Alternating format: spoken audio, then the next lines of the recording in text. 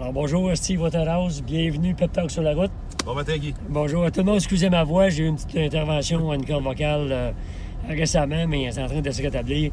Alors Steve, tu es l'expert québécois au niveau évidemment de la sécurité informatique. On te voit partout dans les réseaux de nouvelles, on t'a vu même à tout le monde en parle. Les gens qui nous regardent là, dans le Pep Talk, c'est des gens qui sont en business, qui sont dans le monde professionnel. Qu'est-ce que tu nous conseilles, là, les PME, principalement pour nous protéger contre perte de données, vol de données ou quoi que ce soit? C'est quoi tes 2-3 meilleurs conseils? À la base, Guy, toute stratégie de protection d'information commence avec la mise en place, plutôt la conception d'une évaluation des menaces et des risques. C'est-à-dire, c'est de prendre connaissance, on travaille avec quoi dans notre organisation, on se protège contre quoi. Donc, connaître les menaces et après ça, évaluer les vulnérabilités de ces inventaires-là. Parce que tu peux dire, oui, j'ai de l'information, j'ai un accès Internet, j'ai 2 disques durs, 3 clés USB, parfait, ça c'est des intangibles, mais elle reste pareil, cette information-là, est-ce qu'elle navigue à travers tout ça? Oui. Ou bien ça reste statique? Et connaître les menaces qui peuvent venir impacter, c'est-à-dire la compétition, les acteurs évidemment de pirates informatiques, si on peut mettre ça en général, mais fondamentalement, c'est connaître qui potentiellement peut venir nous causer du tort. Mais comment on peut connaître ça? Comment on peut deviner quelqu'un veut... Bon, compétition, c'est facile. Mais ça parce un que gars là, en Russie, là, la compétition, le Guy, aujourd'hui, là, elle est internationale. Tu peux pas juste dire, c'est ma compétition au bord de la rue qui va venir s'en prendre à mes affaires. Non. Les processus de manufacturation internationale sont tels qu'ils vont venir voler notre propriété intellectuelle ici. Puis ils vont, après ça, sans se badrer de légalisation de quoi que ce soit, faire la production là-bas. Puis ça sera quoi les recours ici? Pas grand-chose. Et une fois que c'est identifié, là, potentiellement, là, on fait quoi? Antivirus? Exactement. C'est là que tu décides quel outil tu vas prendre. Et là, ça va t'aider à justifier quel outil, pour combien d'argent tu vas investir en termes de protection.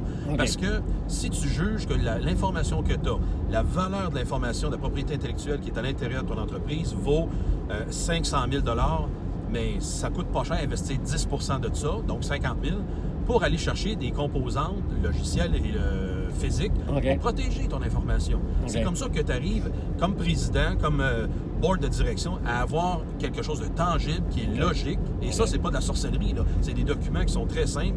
Les assureurs travaillent avec ça au jour le jour. Et dans tous les cours de gestion, c'est présenté comme ça. Mais là, il faut l'appliquer avec l'informationnel. Et c'est là que c'est la pierre angulaire pour après ça dire, ben oui, je l'achète un firewall à 150 000 parce que j'ai 1,2 million à protéger dans mon organisation. Écoute, c'est super intéressant. D'habitude, là, j'arrêterai de Pep Talk parce que la longueur est là, mais j'ai une autre question pour toi. Vas-y.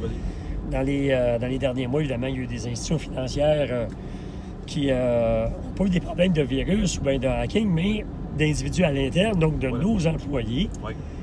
Parce qu'on n'a pas le choix, nos employés travaillent avec nos listes. Comment on peut se protéger un peu plus, puis quelle attitude on devrait avoir envers le personnel? La menace à l'interne, elle est en croissance constante depuis les 10 dernières années. Et ça, là, c'est pas moi qui l'invente. Il y a des statistiques qui sont là sur le marché pour le prouver. Fait que donc, c'est de reconnaître que cette menace-là, elle est vraie, elle est là.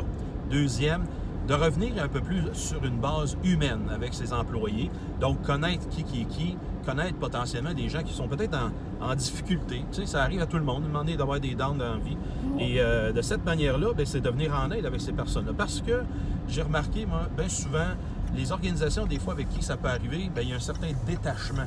Parce qu'avec la modernité dans laquelle on évolue, les gens favorisent les processus, les ordinateurs, tout ça, c'est bien beau, mais le facteur humain est complètement oublié là-dedans. Fait que la personne se sent détachée, se sent plus investie avec l'organisation, et c'est là que souvent va prendre une direction la personne pour ses intérêts versus les intérêts de l'organisation. Donc, revenir de cette façon-là, mais si on y va avec un côté plus technique, bien à ce moment-là, il y a des moyens logiciels comme physiques de pouvoir surveiller les allées et venues à l'intérieur de l'organisation et comprendre quelqu'un qui fait un téléchargement hors normal versus quelqu'un qui rentre une clé USB dans un PC qui n'a pas d'affaires. Donc, c'est des règles comme ça qu'on va implanter.